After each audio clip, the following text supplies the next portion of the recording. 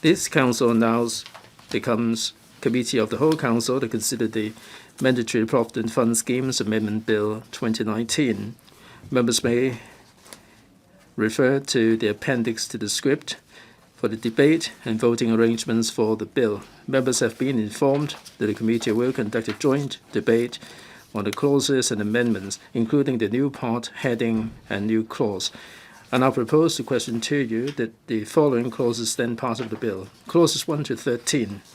Secretary for Financial Services and the Treasury will move amendments which seek to amend clauses 2 and 13 and add the new part heading before new clause 14 and new clause 14. Members may refer to the appendix to the script for details of the amendments. Members may now proceed to a joint debate on the clauses and amendments, including the new part heading and new clause. I will first call upon the Secretary to speak, but he is not required to move his amendments at this stage. Then I call upon members to speak. Upon the conclusion of the joint debate, the committee will first vote on the clauses with no amendment standing part of the bill, and then deal with the Secretary's amendments according to the arrangement set out in the appendix to the script. Secretary of Financial Services and Treasury. Chairman, I'd like to move two amendments. The first one is about the cut-off date. The bill was introduced to the Council on the 23rd of October for first and second reading. The cut-off date was 1st of January 2020. It's been some time now. We'd like to move an amendment to change it to the 1st of October 2020. The second one is the EMPF platform. It involves substantial public funds. We'd like to add clause 14 to make it a public body in Schedule 1 of the Prevention of Bribery Ordinance. We've taken into account the views of the Council and also the legal advisor, and the Bills Committee didn't raise an objection. With these words, I urge members to support it. Mr. Kenneth Leung.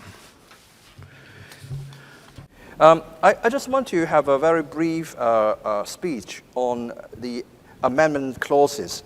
In particular, I want to raise some question in relation to Clause 6 of the amendment bill.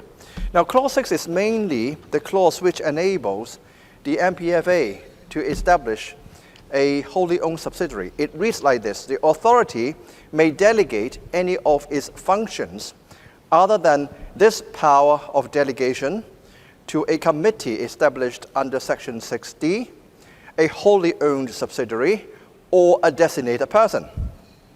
So I think for the purpose of setting up this electronic platform, the government has more or less come to the conclusion that a wholly owned subsidiary will be the best legal form to house this platform.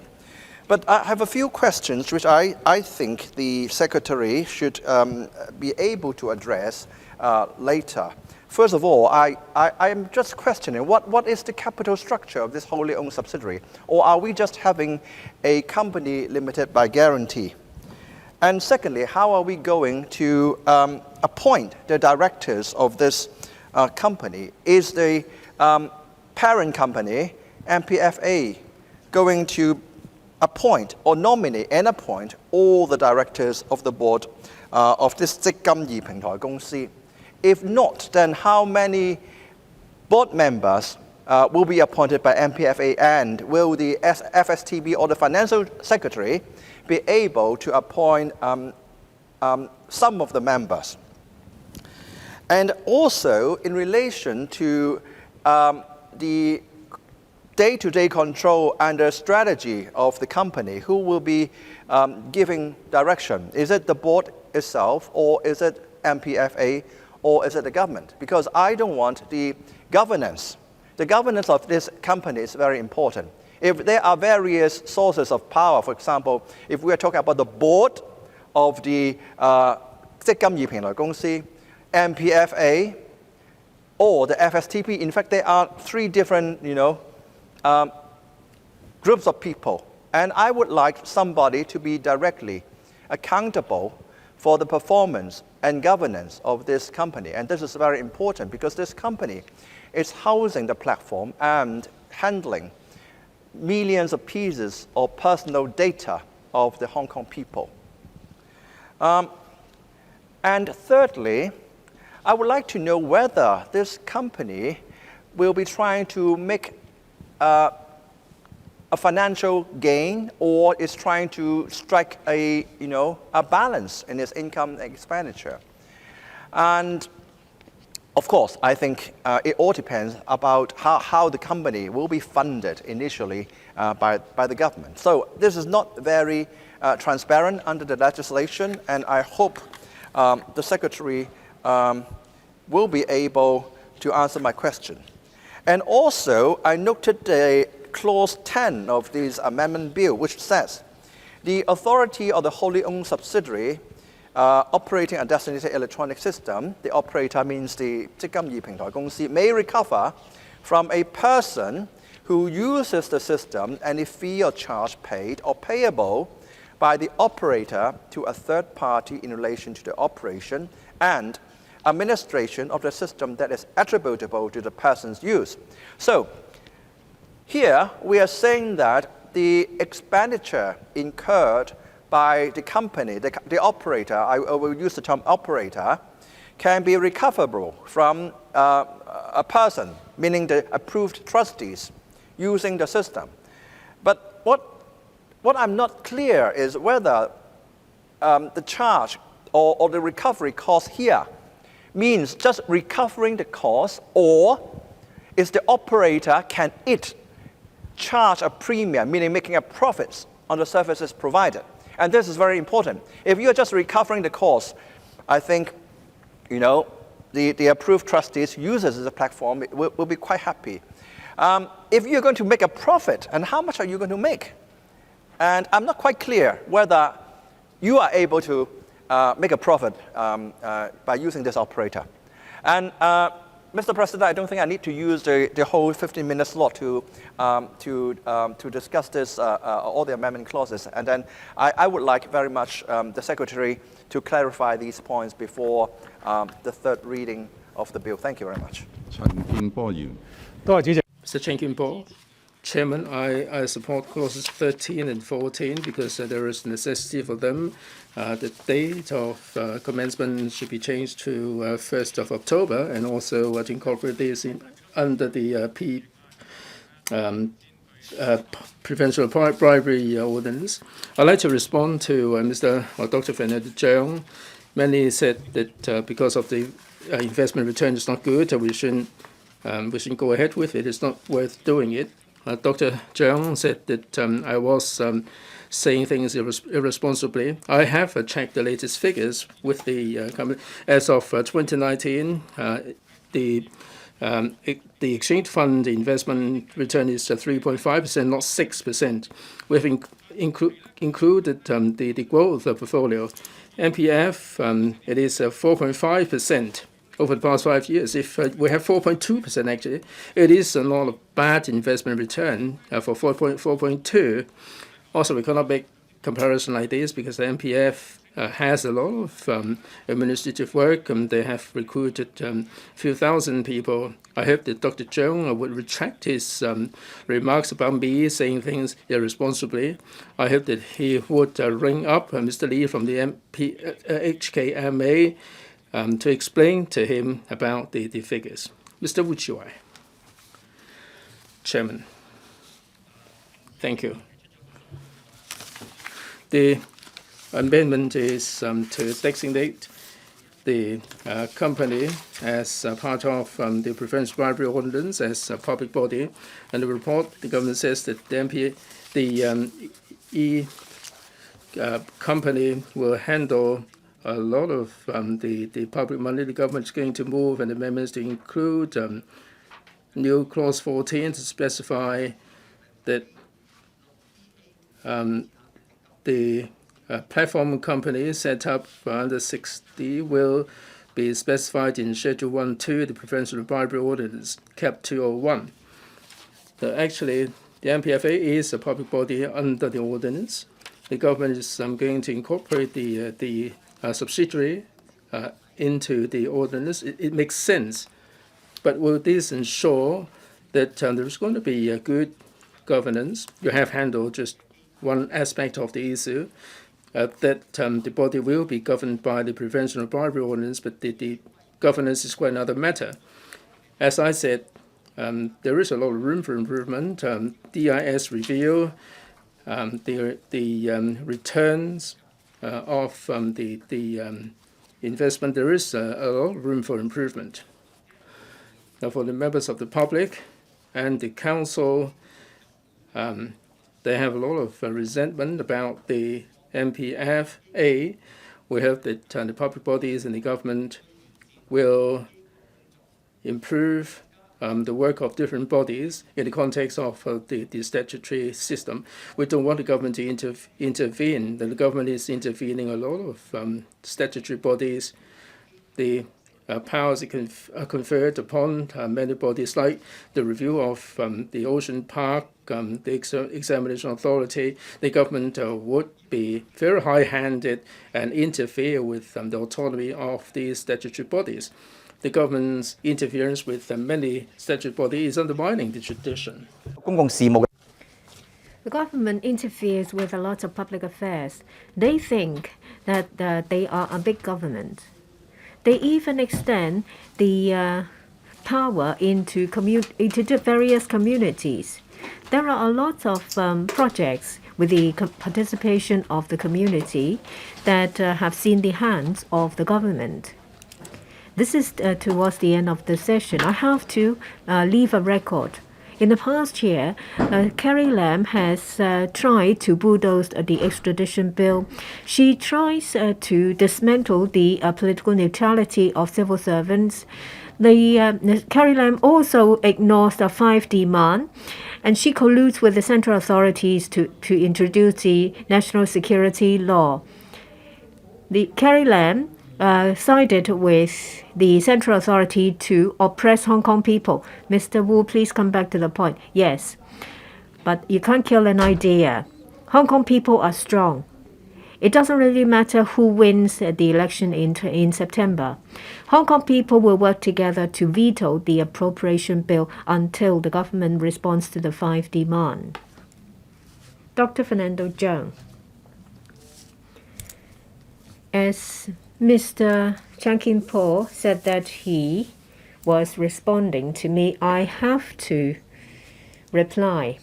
The information I cited came from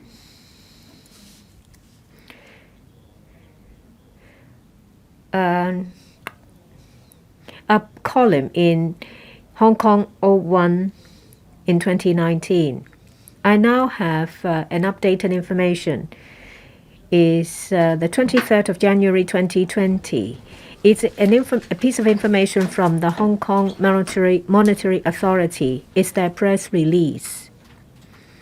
I'd like to just very quickly, Dr. Fernando Zhang, I cannot allow a second reading debate to continue in the committee stage. I allow Mr. Chan Kin-po to speak, and I would allow you to speak succinctly, but not in detail. But she said I was talking nonsense. So you have already said it. What you've said is already on the record. Come back to the committee stage. Referring to the latest press release of the Hong Kong MA, it says that in terms of long-term investment, since 2009, there has been 4%. I remind you, Dr. Zhang, that you have to come back to the point. I think your phone is close to the microphone. I don't have anything to add. Does any member wish to speak? Mr. Ben Chan. I feel that Mr. Wu Chi-wai has been under tremendous pressure from what he said. Mr. Ben Chan, please come back to the debate. If no other member wish to speak, Secretary. Well, the company will run on a non-profit making basis, and it's a wholly owned subsidiary with their own board. The government will make sure that public fund is properly used. The committee now votes first on the clauses with no amendment standing part of the bill. I put the question to you that clauses 1 and 3 to 12 stand part of the bill. Will those in favor please raise their hands? Mr. Ray Chen claims a division. The bell will ring for 5 minutes.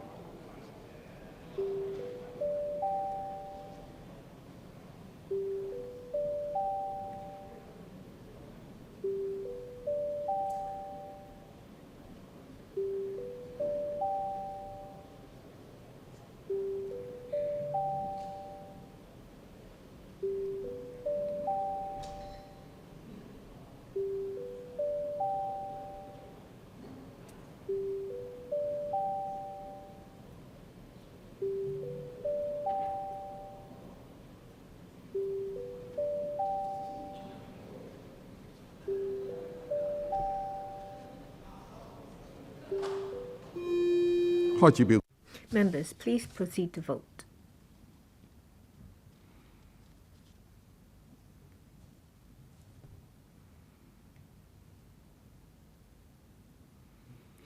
Please check your votes. If there are no queries, voting will stop. Result displayed. 54 present, 39 for, 14 against. The question is agreed by majority of members present. I declare the motion passed. Ms. Dari Lee. President, I move that in the event of further divisions being claimed at this meeting in respect of the MPF Scheme Amendment Bill 2019, this Council shall proceed forth with the division after division bell has been rung for 1 minute. I now propose the question to you, and that is that the motion moved by Ms. Dari Lee be passed. Mr. Ray Chen claims the division the bell be rung for 5 minutes.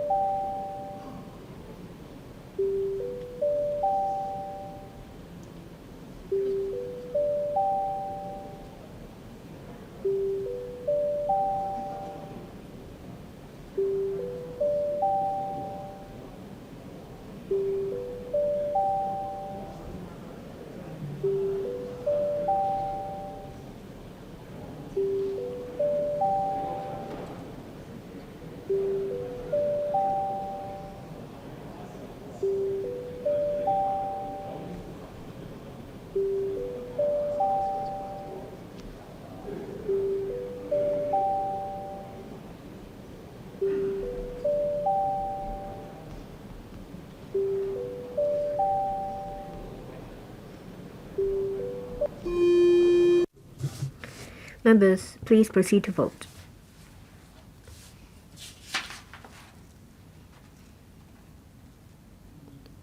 Mr. Pun Siu Ping, are you going to vote?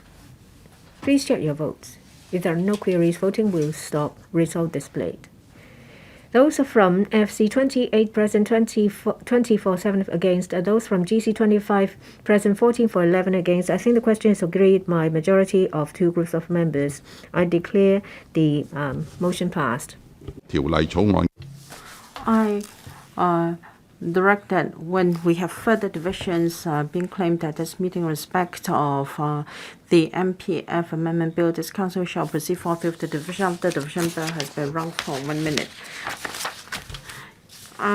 Secretary, you may move your amendments. I move amendments to amend Clause 2 and 13 as thorough and appendix to the script. I propose the question that the Secretary's amendments be passed. Mr. Ray Chan claims the division. The division bill will be run for 1 minute.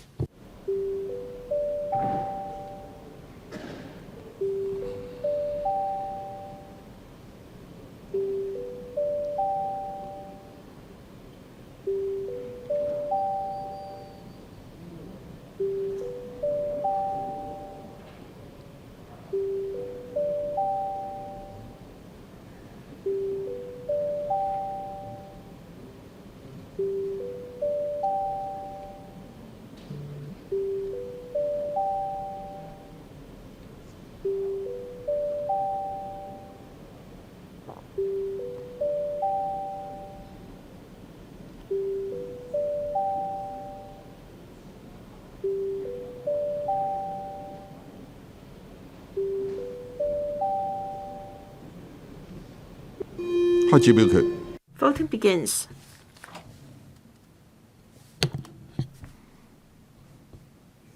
Please check your votes. If there are no questions, voting is closed. I display the results. 52 members present, 38 for, 13 against. The question is agreed by majority of the members present. I declare the amendments passed. Clauses 2 and 13 as amended. And I put a question to you that the clauses as amended just read out by the clerk stand part of the bill. Will those in favor please raise their hands? Mr. Ray Chan claims the division. The division bill will be run for 1 minute.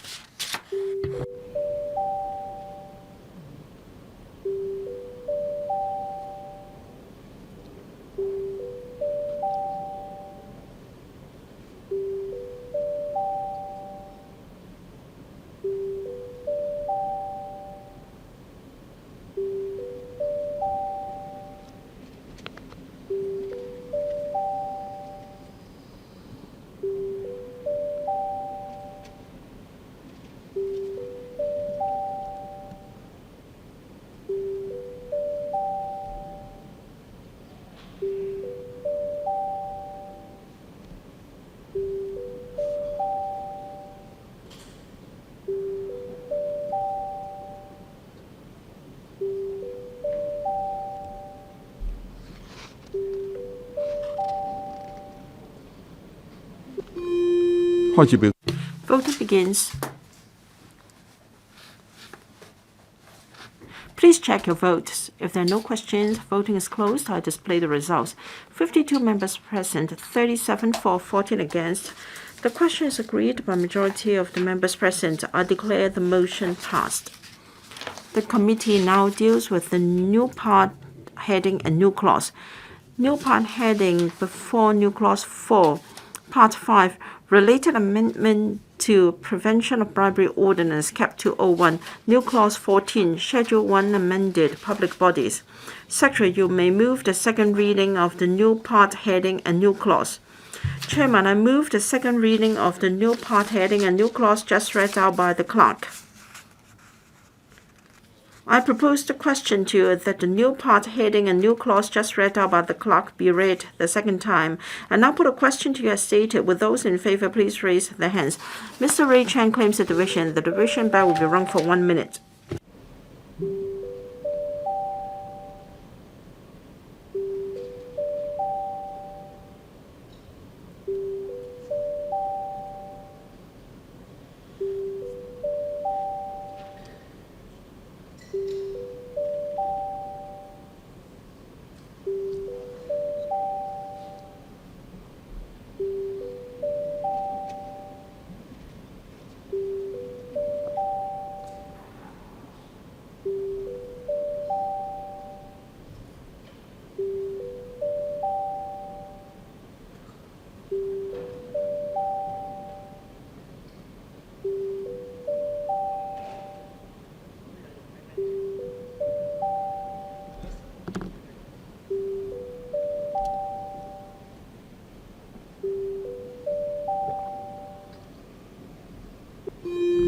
Voting begins.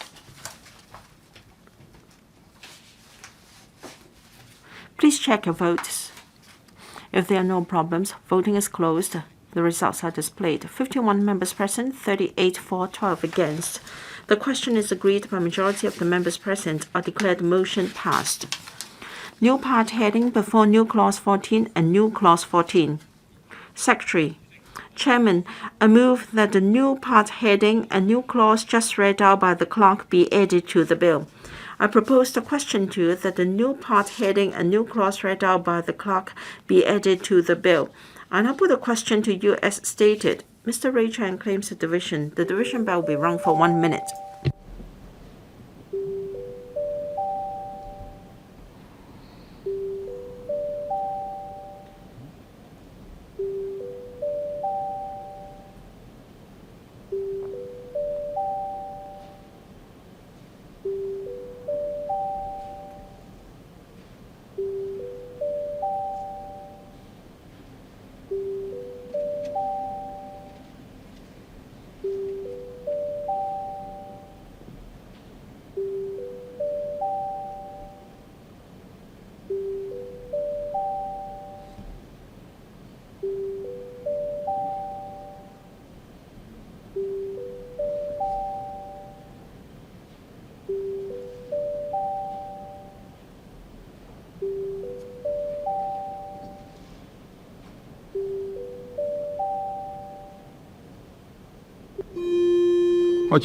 Voting begins.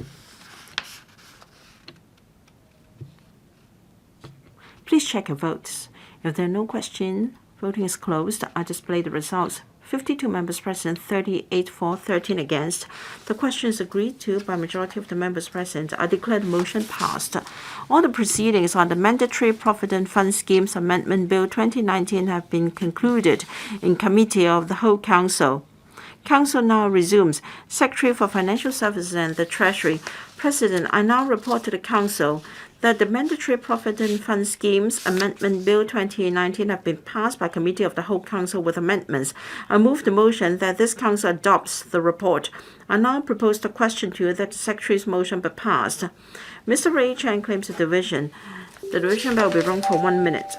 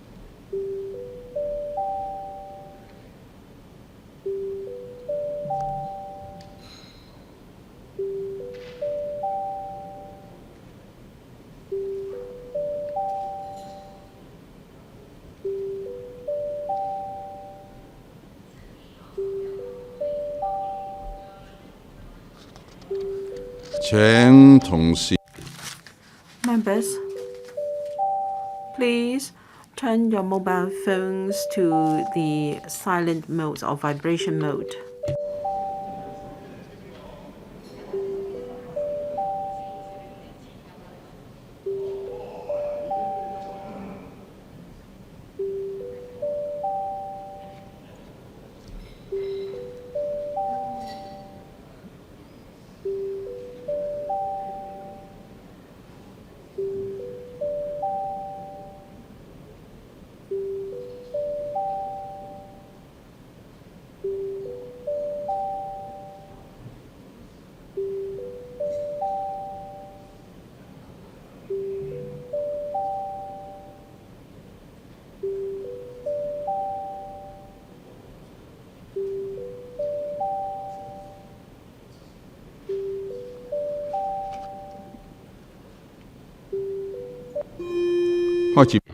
Voting begins.